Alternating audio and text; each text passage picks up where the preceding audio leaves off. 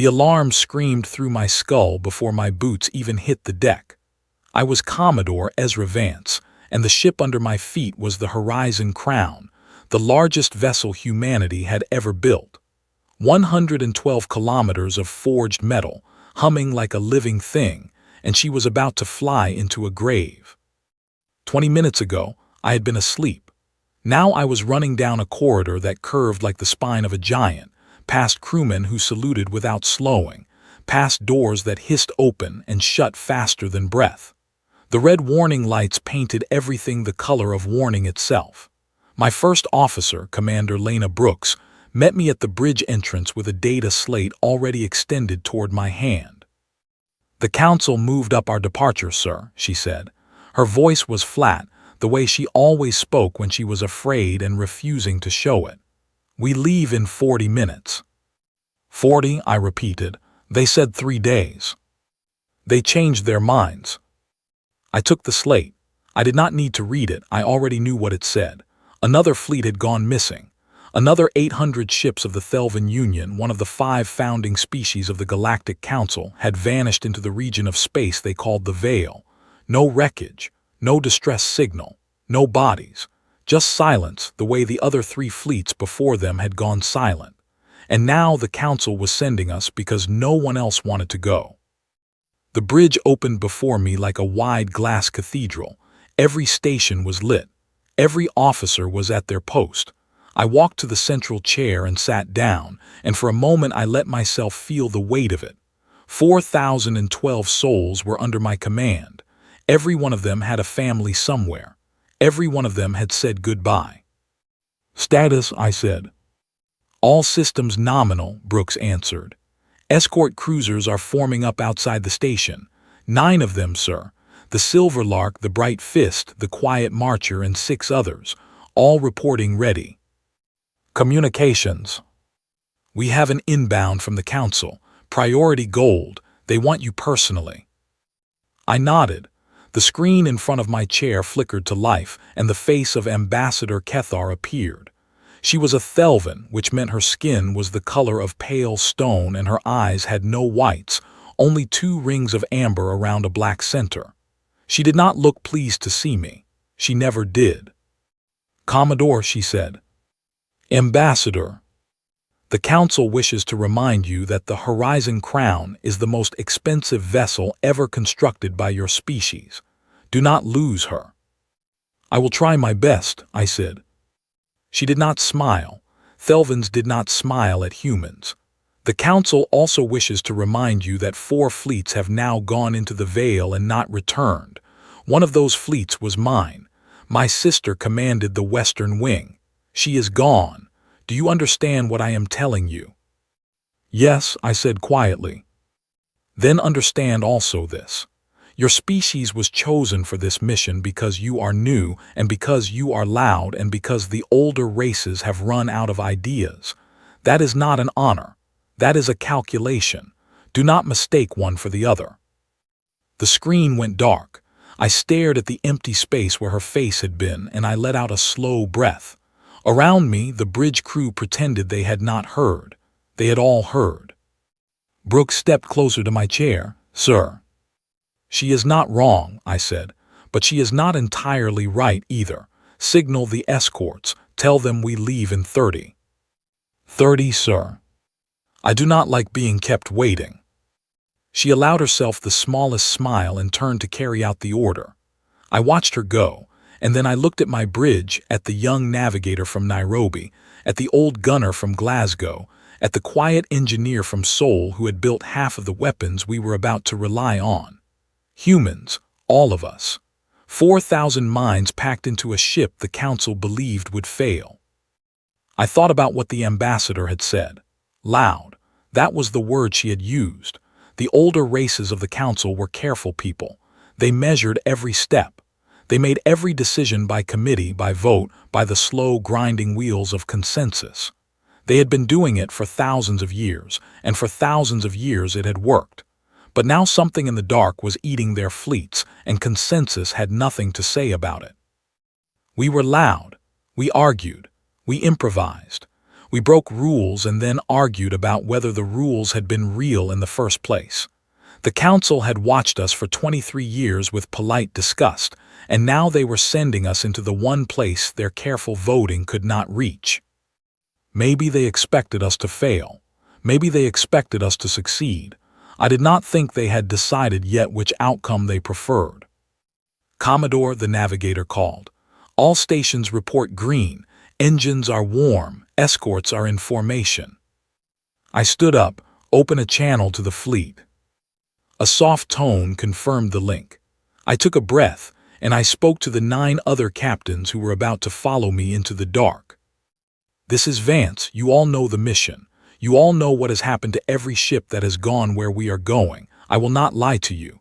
I do not know what is waiting for us in the Veil. I do not know if we will come back, but I know this.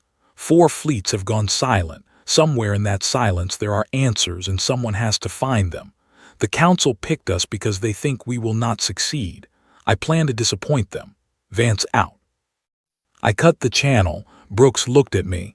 "That was not the speech you rehearsed, sir." "The rehearsed one was longer," I said, "and it had a lot of words about destiny. I thought about it, and I decided destiny is a word for people who do not have a job to do." She almost laughed. "Yes, sir." "Take us out."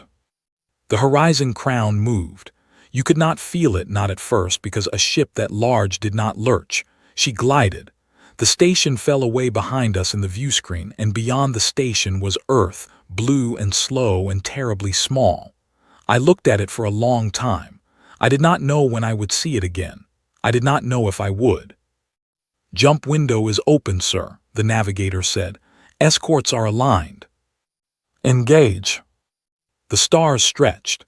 That was what it always looked like on the view screen when the jump drive pulled us between one point in space and another.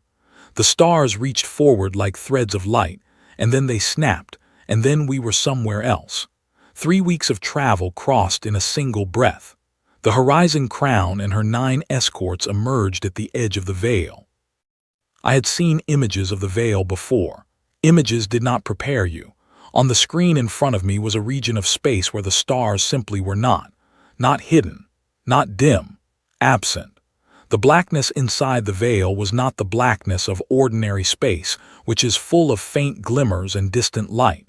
It was the blackness of something that had been hollowed out. Something had reached into this part of the galaxy and scooped it empty. The bridge went quiet. Every person who had ever walked onto the Horizon Crown's bridge was quiet now. Brooke stood beside me and said nothing for a long moment. Then she said, "Sensors are picking up something, sir. Inside the Veil, very faint." "Put it on the main screen."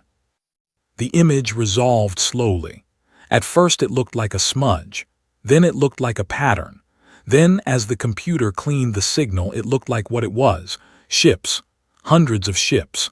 Arranged in a perfect geometric shape like the petals of a flower, all of them facing outward, all of them dark. The Thelvan fleet. 800 warships exactly where they had disappeared, still there, still intact, still silent. "My stars," Brooks whispered. "Hold position," I said. "Bring all weapons to ready. Launch 6 scout drones. I want to know everything we can learn before we move another meter." "Yes, sir." I sat back in my chair and looked at the screen, at the silent flower of ships, at the darkness that had eaten 4 fleets. And I felt, for the first time, the cold finger of something watching back. We had not entered the Veil yet, but the Veil had already seen us. I did not let my crew see it on my face, but I had read the old reports on the long ride out, and they were not reassuring. Every fleet that entered the Veil had reported the same 3 things before their signals cut. Strange sensor readings, a feeling of being watched, and then in the final moments a voice. Always the same voice, always asking the same kind of question. I had read those reports twice, once as a commander preparing for a mission, once as a man preparing for whatever came after. The scout drones returned their data within the hour. What they showed us made the bridge go quiet again. The Thelvan ships were not damaged, not a scratch. Power cores were still humming at low output. Life support was still running on 43 of them. Doors were sealed. Lights were on in some compartments. But there were no crew, not a single body, not a single sign that the crews had ever left. Clothes hung in lockers. Meals sat half-eaten in mess halls. On one bridge, a cup of something warm still steamed on a console, as if the captain had set it down a minute ago and would be right back. They did not leave, Dr. Idris Morrow said. He was my chief science officer, a quiet man from Marseille who rarely raised his voice. He was raising it now, just a little, because what he was looking at did not make sense. They were removed, sir, taken out, and whatever took them did not bother to disturb the tea. Is that a technical term, Doctor? Brooks asked. It is a horrified one. I stood and walked to the main screen. The flower of silent ships spread out before us, perfect and patient. I did not want to enter. Every instinct I had, every year of training, every scar from the old wars on Earth, all of it was telling me to turn the Horizon Crown around and run. But I had made a promise, and the Council had sent us, and 4,000 people were watching their Commodore. Take us in, I said, slow, weapons hot, escorts in defensive formation. Dr. Morrow, I want every sensor we have pointed inward. If anything changes, I want to know about it before it finishes changing. Yes, sir. The Horizon Crown moved forward. The edge of the veil passed over us like a hand drawing a curtain. On the view screen, the stars behind us flickered and went strange, and then they were gone. Outside the ship there was only the dark. And the ships, the dead patient ships. We drifted between them. They were enormous, Thelvan battle cruisers 3 kilometers long, and our escorts looked small beside them. The Horizon Crown was larger than any of them, but even she felt small here. The silence pressed against our hull like water. Sir, the communications officer said. Her name was Ensign Priya Dawson. She was young, maybe 26, and her voice trembled just a little. I am getting a signal. From where? I do not know, sir. It is on every frequency, all of them at once. Put it through. The bridge filled with sound. It was not one voice. It was many voices, all speaking at once, and somehow each of them was speaking a different language, and somehow I understood all of them. The voices said one thing, and the one thing came through as clearly as if it had been whispered into my ear. Why have you come where the others were taken? It was not a question. It was a statement shaped like a question. The voices did not rise, they did not threaten, they simply asked. I looked around the bridge. Every face was pale. Brooks had gone still beside me. Dawson was staring at her console with the expression of a woman who had just touched something cold in the dark. I stood up. Patch me through to whatever is speaking, I said. Full broadcast, all frequencies. Dawson's hands moved over her console. Channel open, sir. I took a breath. I thought about what to say. I thought about all the diplomatic training the Council had made me sit through, all the careful phrases about mutual respect and peaceful intention. Then I thought about 400 Thelvan crews who had said the right words and were now gone. I thought about the tea still steaming on a dead bridge, and I decided I would speak the way a human would speak. This is Commodore Ezra Vance of the human vessel Horizon Crown. We came here because people have been taken. We came here to take them back. If you are the one who took them, I am telling you now clearly that this will not continue. Answer me. Who are you? The silence stretched. For a long moment I thought there would be no reply. Then the voices came again, still many, still one. We are what was here before.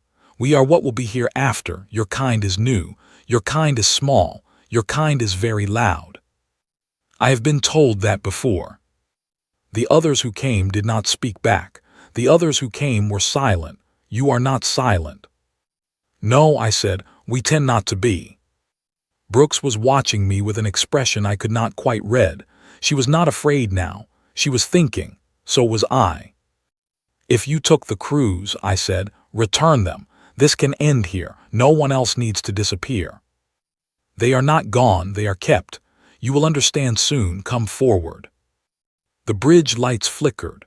On the main screen ahead of us, the darkness shifted. Something that had not been there a moment ago was there now. A shape, not a ship, not a station, not anything I had a word for. It was large, larger than the horizon crown, and it was made of something that caught the light in ways that light was not supposed to be caught. It turned slowly, the way a sleeping giant might turn in its bed. "Dr. Morrow," I said, "tell me you are seeing this." "I am seeing it, sir," he said. "I am also telling you that my instruments are telling me 3 different things about its size, and none of them agree with each other." "Is it a ship?" "Sir, I am not sure it is a thing. I am not sure it has a shape, in the way we use that word. It may be that it only looks like a shape because we are looking at it." "Come forward," the voices said again. "Patient, always patient." I looked at Brooks. She looked at me. I saw her give the smallest nod. I saw every officer on the bridge brace themselves. "Take us in," I said. "Half speed. Escorts tighten to defensive pattern 2. Weapons remain hot but not armed. Dr. Morrow, keep every sensor running. If that thing does anything, I want it recorded. If we do not come back, the council needs to know what we saw." "Yes, sir." The horizon crown crept forward. The shape in the dark grew larger. As we drew closer, I could see that it was not empty. There were lights inside it, or what looked like lights, though they moved in patterns that did not match any language of navigation I knew. Some of them blinked in slow rhythms. Some of them pulsed. Some of them did things I could not describe because my eyes refused to hold the memory of the movement.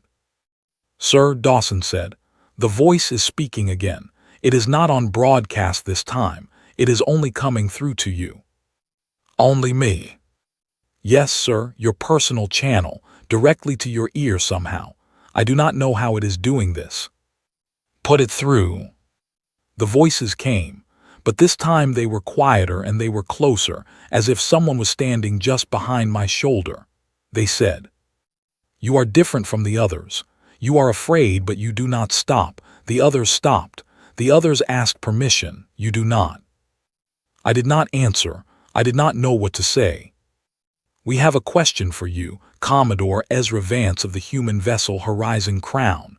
We have asked this question of every species that has come into our waters. None of them have given us the answer we wanted.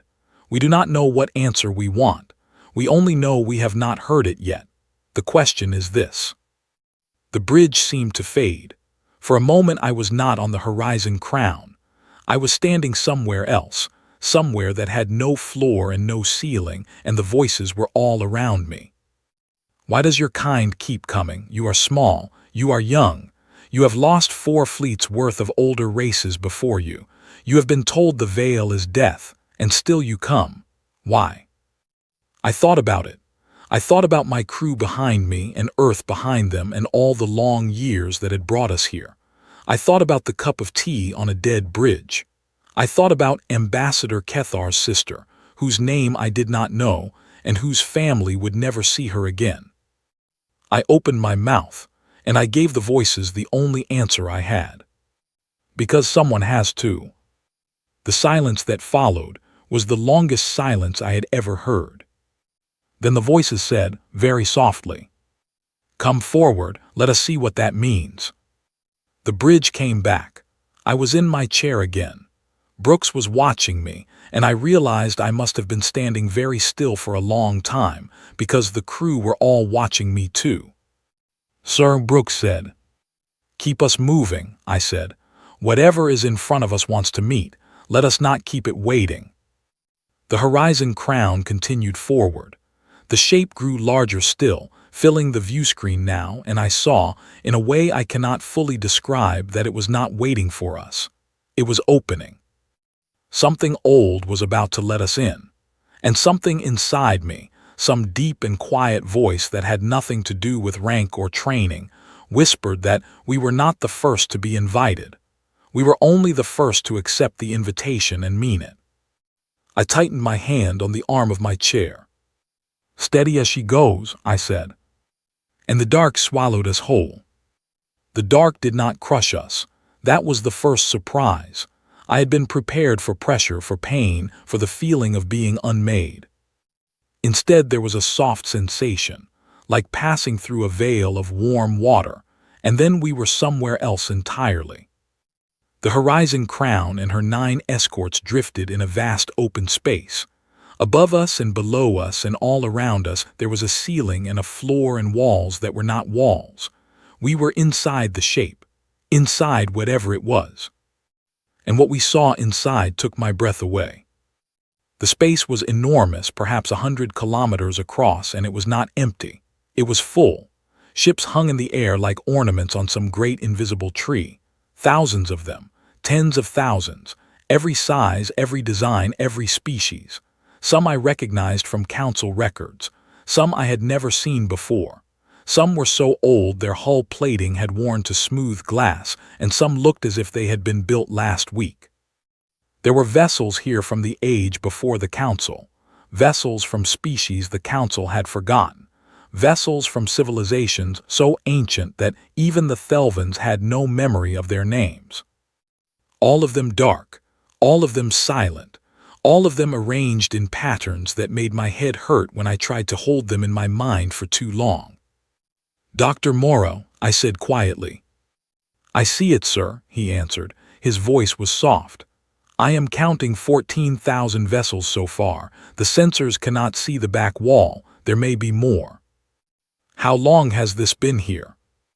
"The oldest ship in visible range, sir, appears to be approximately 140,000 of our years old. The youngest is the Thelvan fleet we saw outside, which disappeared 3 weeks ago. 140,000 years. Whatever this was, whatever the voices were, they had been collecting ships for longer than my species had been farming." Brooks stood beside me. She was very pale. "Sir, what do we do?" "We wait," I said. "They invited us. They will tell us why." And then the voices came. Not through the speakers this time, not through the comms. They came into the air of the bridge itself as if the room had grown a mouth. "Welcome, Commodore Ezra Vance. Welcome, crew of the human vessel Horizon Crown." The bridge crew flinched. I did not. I had already decided I would not flinch again. "You are what we are," I said. "You took these ships." "We took the crews. The ships are kept as memory. The crews are kept as well." "Where?" "Here, everywhere, nowhere. You do not yet have words for the place. You will. Come out of your vessel. Bring 3 of your officers. We wish to see you as you are, not as your ship makes you appear." I looked at Brooks. She looked at me.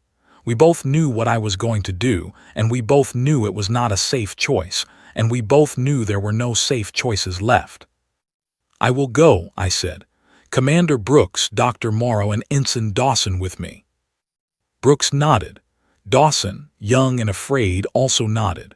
Morrow, who had been quietly drawing diagrams on his console for the last minute, looked up and said, "Sir, I must tell you that whatever is happening to space in this room violates approximately 12 of our most trusted physical laws." "Understood." "I mean it is laughing at them, sir." "Understood, Doctor. We go anyway." We suited up in 5 minutes. Environmental armor, full seals, light weapons on our belts, though I did not expect them to be of any use. We stepped into the shuttle bay, and the bay doors opened, and we flew out of the Horizon Crown on a small transport that felt, in that enormous space, like a moth flying past a mountain. The voices guided us. There was a platform in the center of the chamber, a flat disk of something that looked like black glass. We sat down on it. The transport's instruments stopped working the moment we touched. We opened the hatch anyway, and we walked out onto the disk, and the air was breathable, which was another small impossibility on a growing list. And then they appeared. They did not walk toward us. They did not arrive. They were simply there where they had not been a moment before. There were 7 of them standing in a loose half-circle. They had shapes, but the shapes were wrong. Sometimes they looked like tall, thin figures robed in shadow. Sometimes they looked like shifting columns of pale light. Sometimes they looked like nothing at all, and I had to remind myself to keep looking at where they were, because my eyes kept slipping off them the way a hand slips off wet stone. "We are what came before," the nearest one said. Its voice was the voice of all of them, layered, old. "Your council calls us by no name because they have forgotten we existed. We are the architects. We built the bones of this galaxy when its stars were young." "You built the galaxy," I said. "We shaped patterns in it. We made places where life could begin. We watched life begin. We watched it grow. We watched it learn. We watched it, in most cases, stop." "Stop," Brooks said quietly. "Species grow," the architect said. "They learn, they build, and then at a certain point they become comfortable. They stop taking risks. They stop asking questions. They become, as we have come to call it, safe. Safe species do not last. There is a thing coming for all of you. It has always been coming. When it arrives, only the species who are not safe will stand. The others will go to sleep and not wake up." I listened. I did not interrupt. Some part of me already understood where this was going. "We have been testing," the architect continued. "For 140,000 of your years, we have called fleets here. We have taken their crews. We have examined them. We have studied their minds, their choices, their fears. We have searched for a species that could stand against what is coming. We have found none. Every species we have tested has shown us the same flaw. They come because they were ordered to. They come because they hope to please. They come because they are afraid of what happens if they do not. None of them have come because they chose to. And we did. You did. That is why we spoke to you. That is why we let you in. You are the first to give the answer we have waited to hear."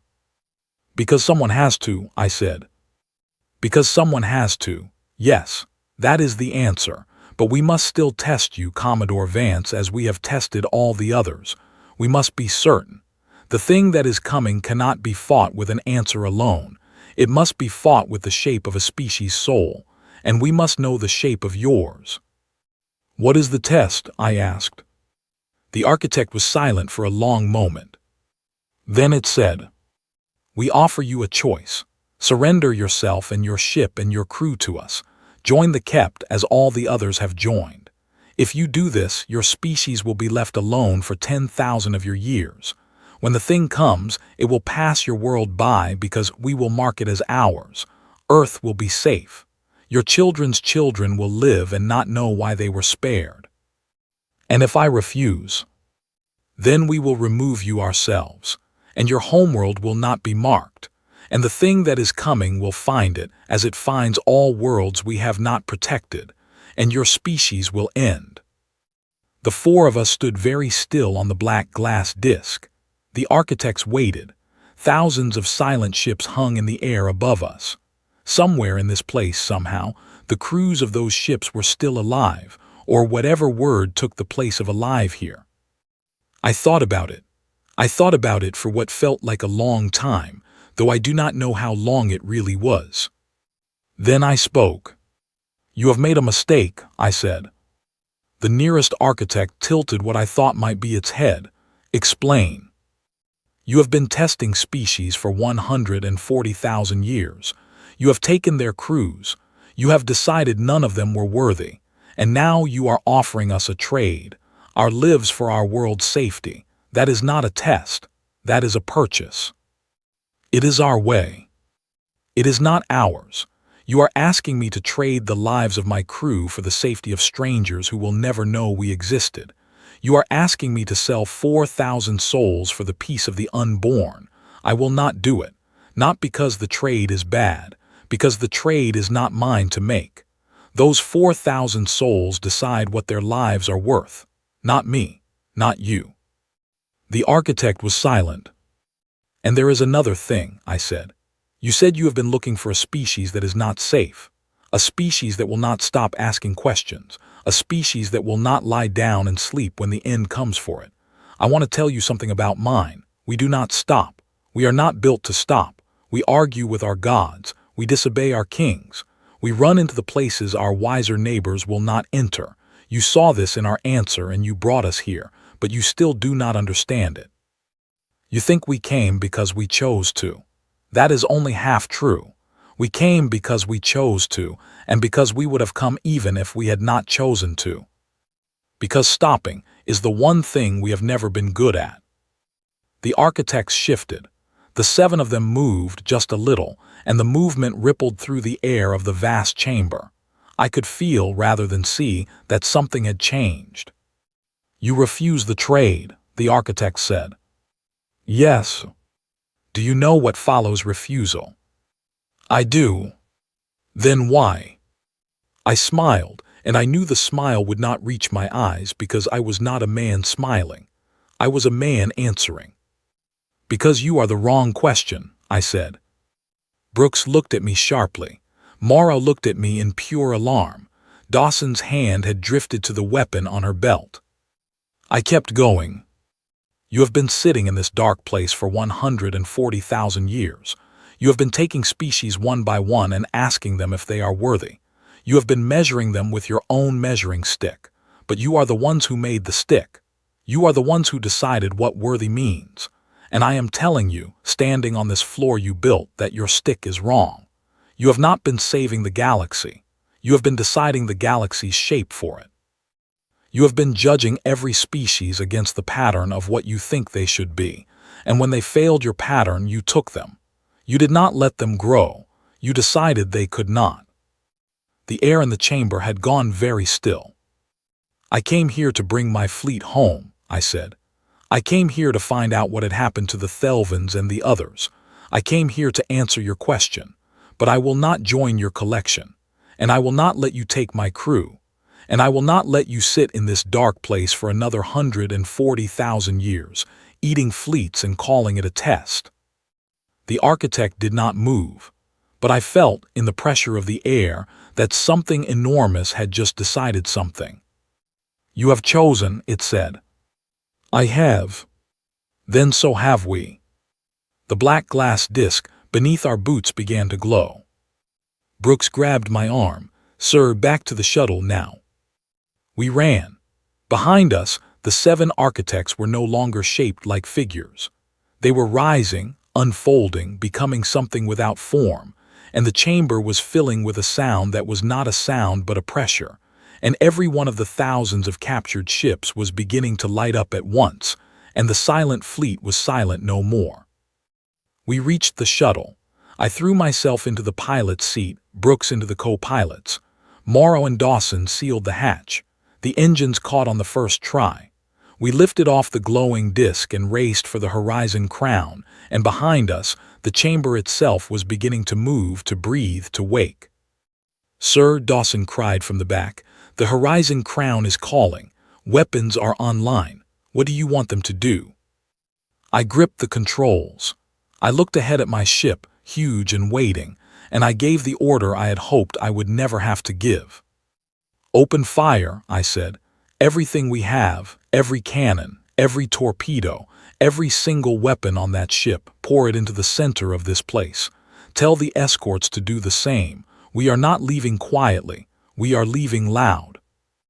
Dawson relayed the command. I watched the horizon crown's forward cannons begin to glow.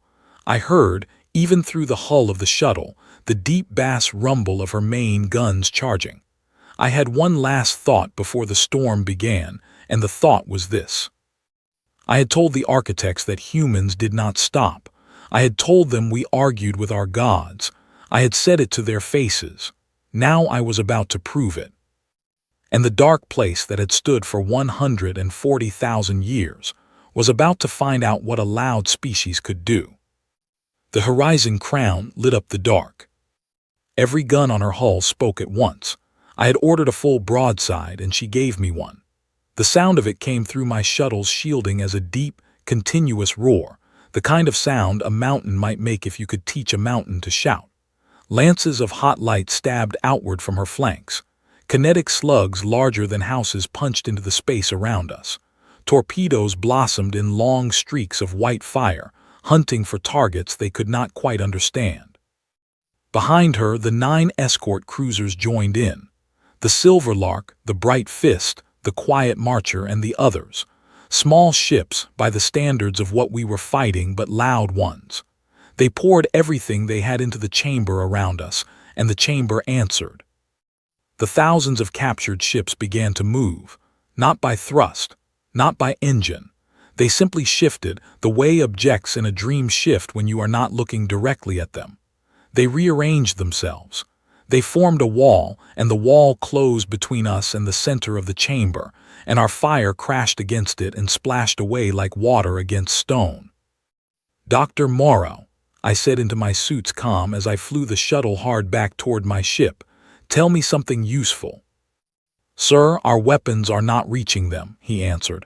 "The captured ships are being used as shields. The architects are moving them. They are not defending themselves. They are defending the thing at the center." "What thing at the center?" "I do not know, sir, but there is a center. My instruments are finally agreeing on that much.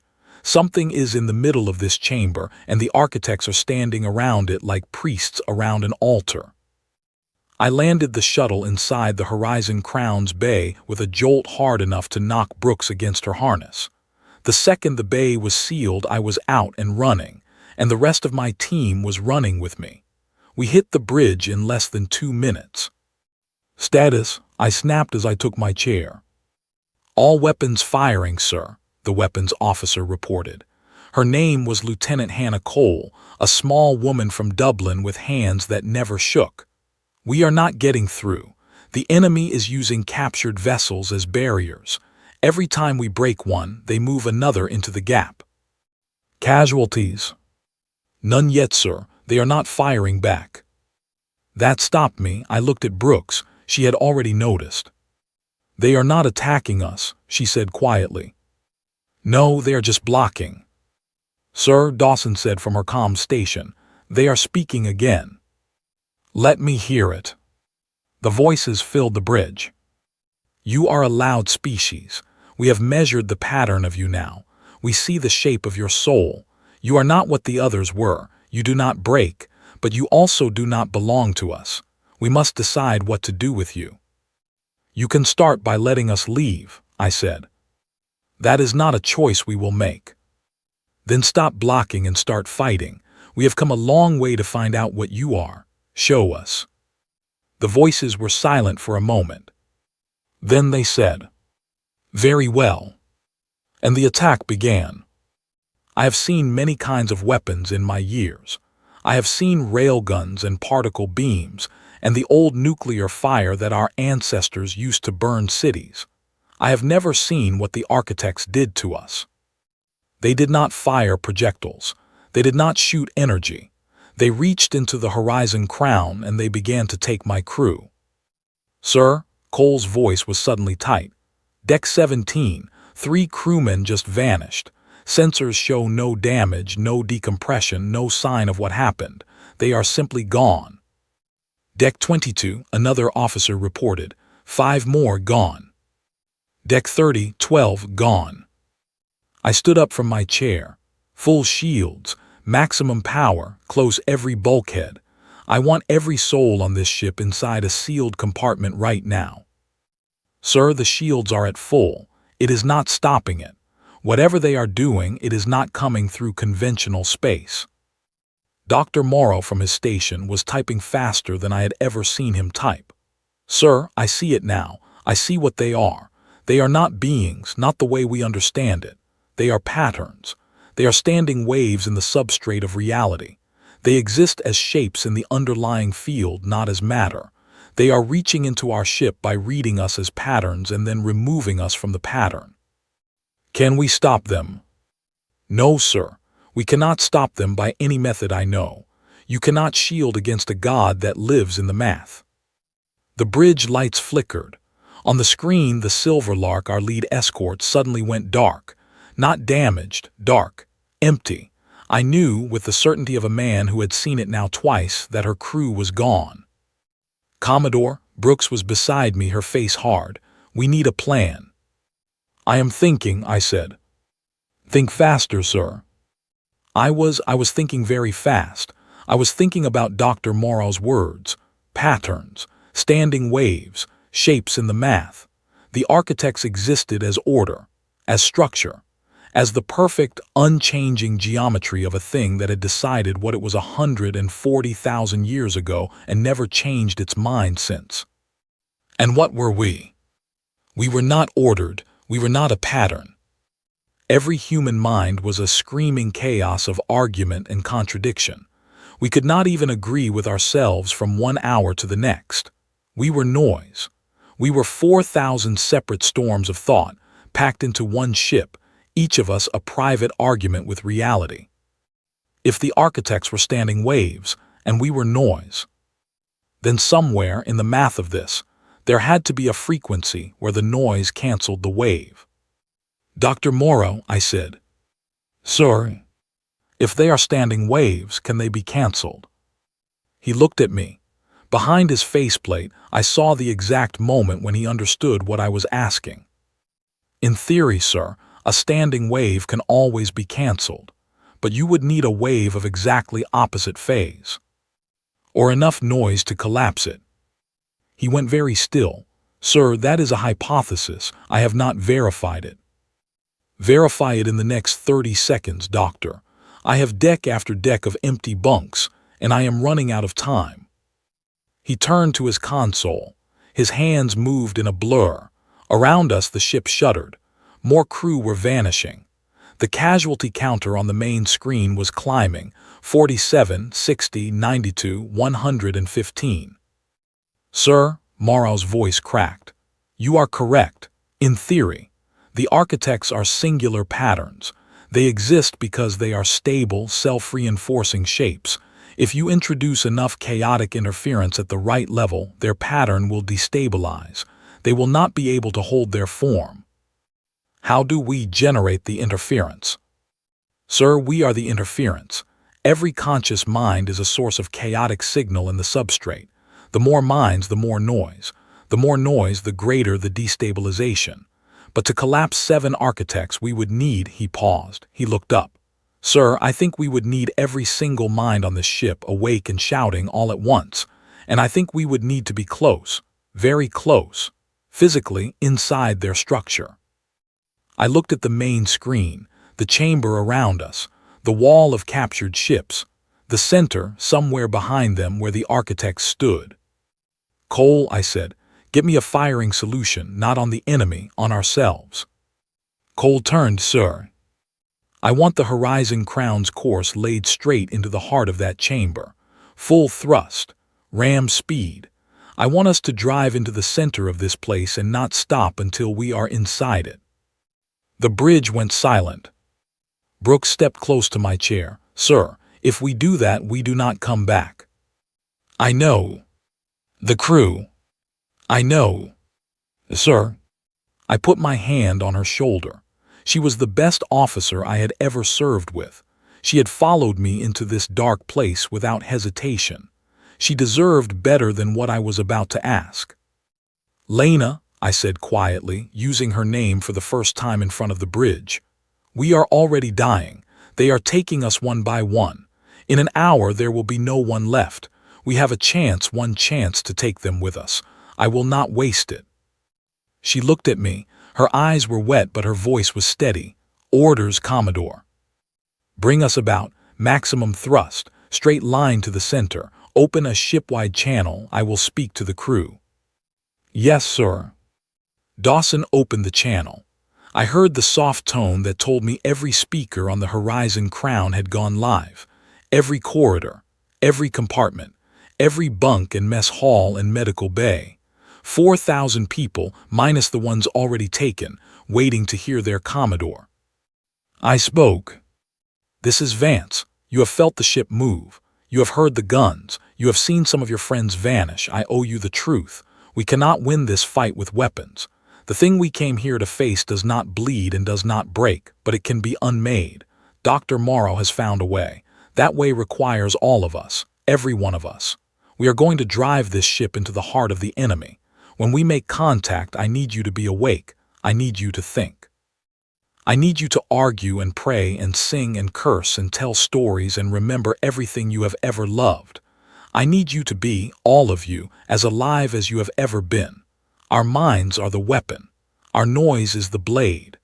They have sat in this dark place for 140,000 years, and they do not know what we are.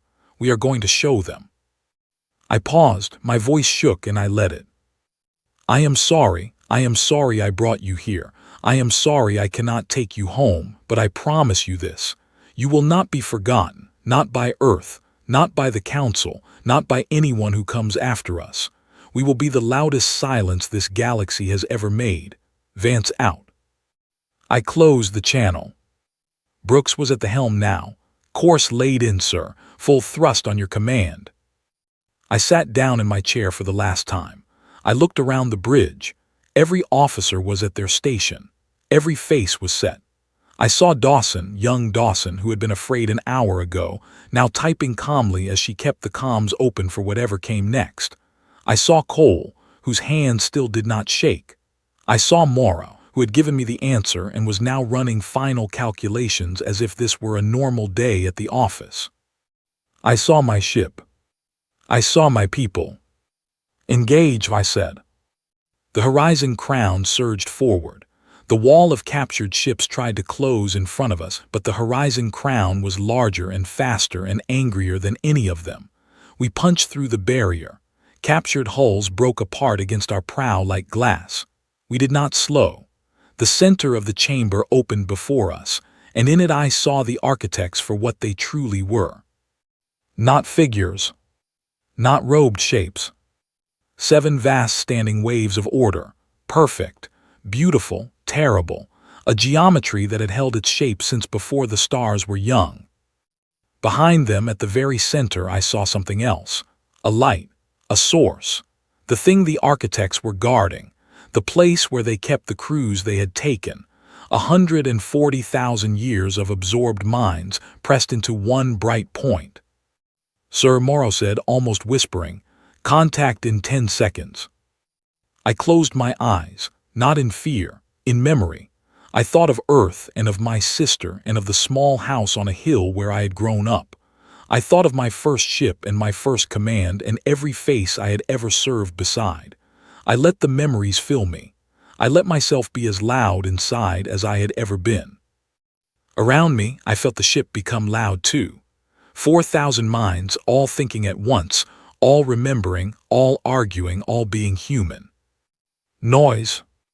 Glorious, chaotic, unrepeatable noise. 5 seconds, Morrow said. 3, 2, 1. The Horizon Crown hit the standing wave.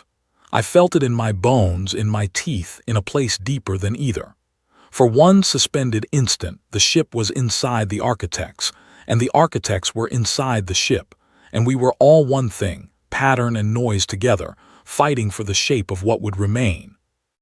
And then the standing waves began to break. I saw it in the air around the bridge. The perfect geometry of the architects cracked, their edges frayed, their long, unbroken pattern, stable for 140,000 years, shuddered under the weight of 4,000 screaming human minds. They tried to hold. They poured their order into themselves, tried to reinforce their shape. But order cannot reinforce itself against true chaos. Order can only be what it is. And we were more than we were. We were everything we had ever been and everything we had ever wanted to be, all shouting at once.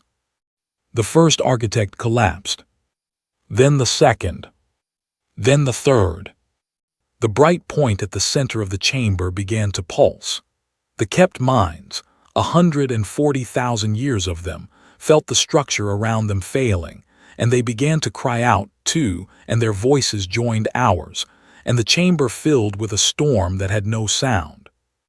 I saw, through eyes that were barely mine anymore, the Horizon Crown itself beginning to dissolve. Not break, not burn. Dissolve the way a pattern dissolves when it has done its work. I felt Brooks beside me. I felt her hand on my arm. I turned my head and she was smiling, a small, tired human smile. "We got them, sir," she said. "We got them, Lena." The last architect collapsed. The bright point at the center unraveled.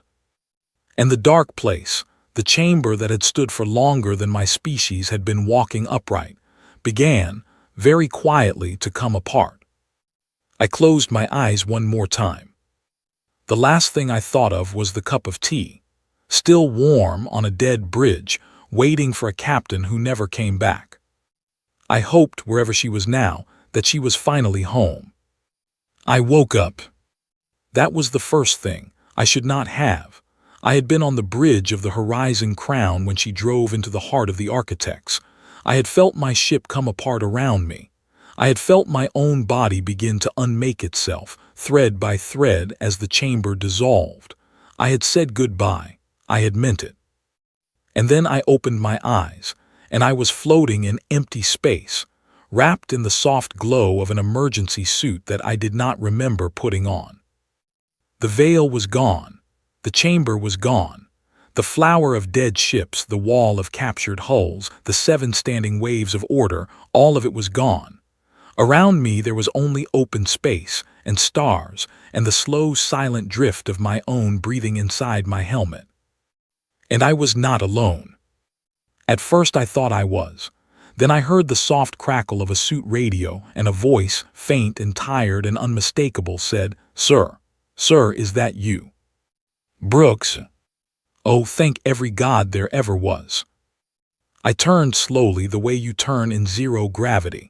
She was about 30 meters away, also in an emergency suit, also alive. Beyond her I could see more suits drifting in a loose cloud. I counted them. I lost count. I counted again.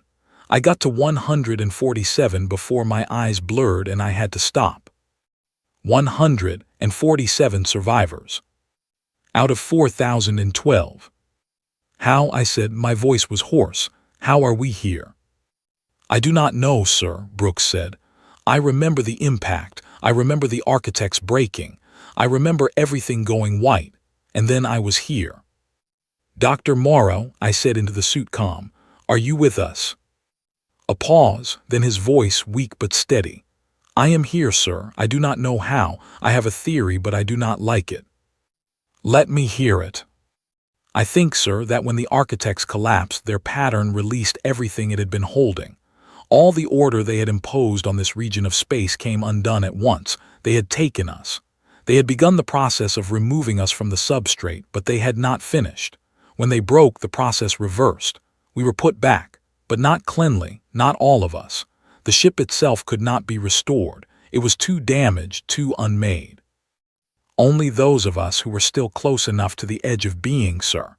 Only those of us who had not yet been fully taken. 147, I said quietly. 147, sir. I closed my eyes. I thought of Dawson. I thought of Cole. I did not say their names out loud. I did not need to.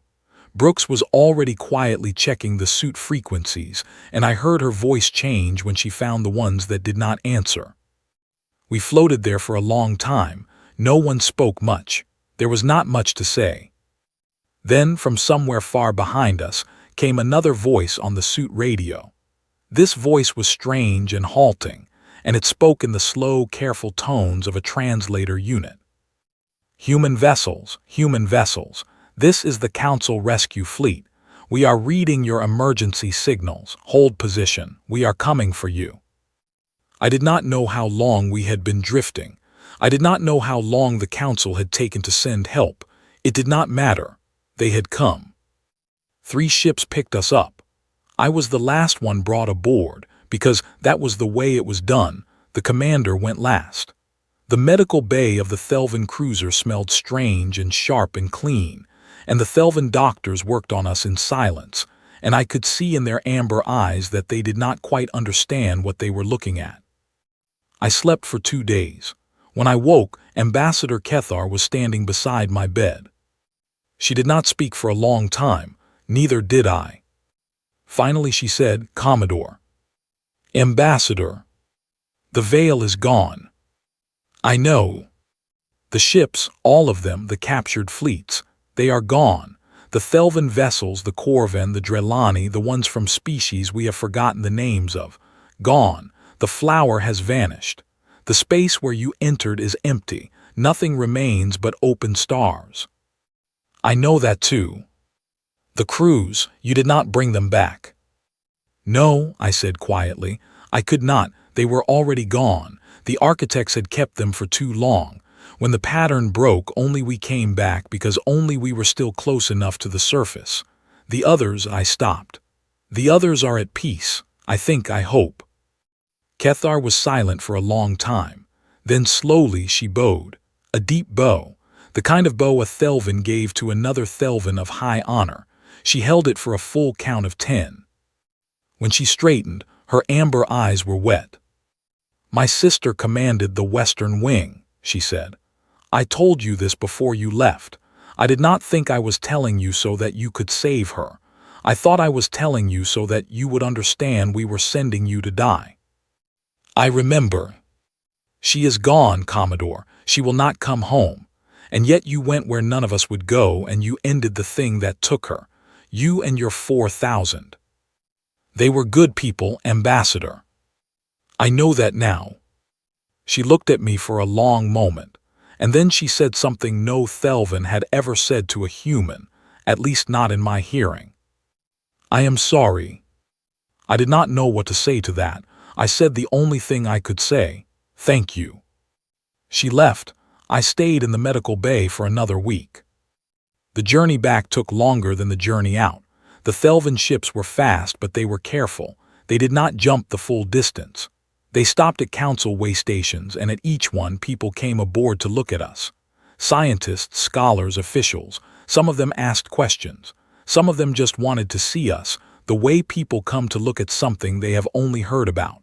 The 147. The noise that broke the silence. I gave the same answers to all of them. I told them what had happened. I told them what the architects had said. I told them about the thing the architects had spoken of. The thing that was coming. The thing older and hungrier than they were. I did not know its name. They had not told me. But I passed on the warning because someone had to, and because I had promised myself I would not leave anything behind that could have been said. When we finally reached Earth, there was a crowd at the station.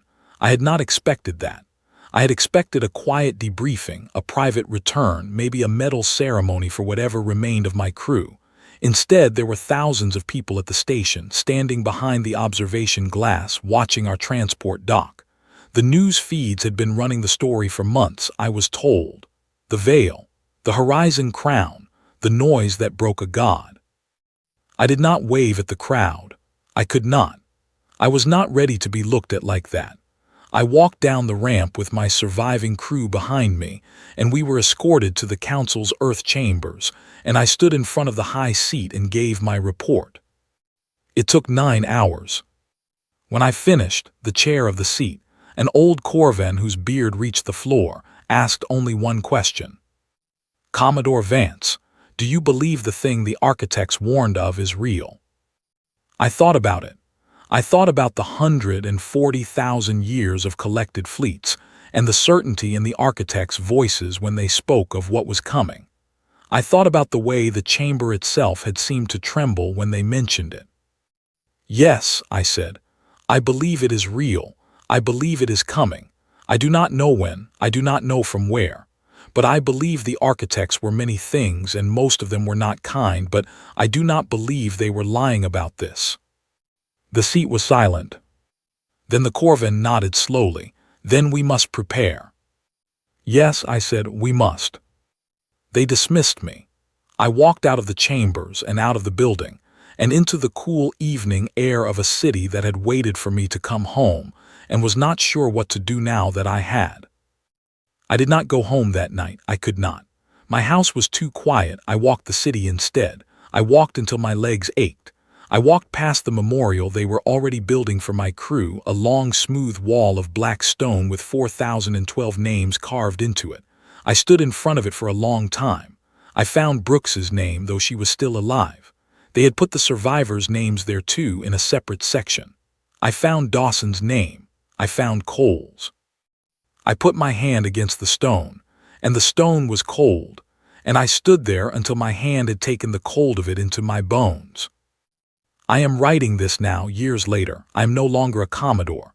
There did not seem to be much point in staying in uniform after what happened.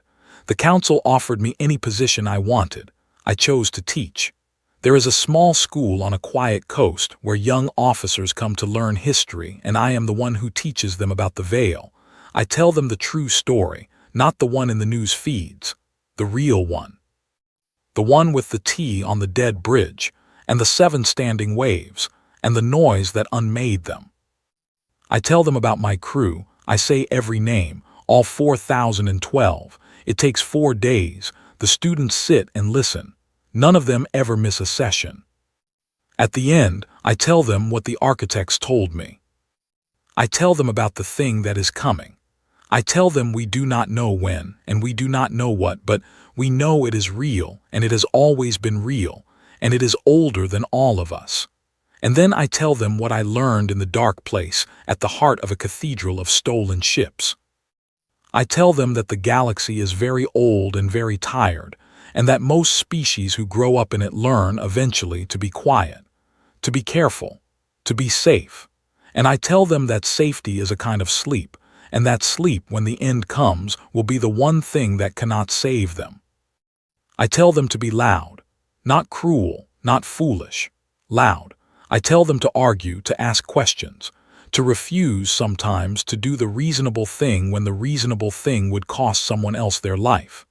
I tell them that this is the thing humanity was given, whether by accident or by design, and that it is the thing that saved us once and may save us again. I tell them about the cup of tea. I tell them it was still warm. And I tell them, at the end of every class, the last thing I tell them before I send them back into the world. The stars went silent once. We made them speak again. If the silence comes back, and it will, we will be ready. Because we do not stop. Because we were never built to stop. Because somewhere in the deepest math of what we are, there is a frequency that cannot be canceled by any god. That frequency is us. And we are still here.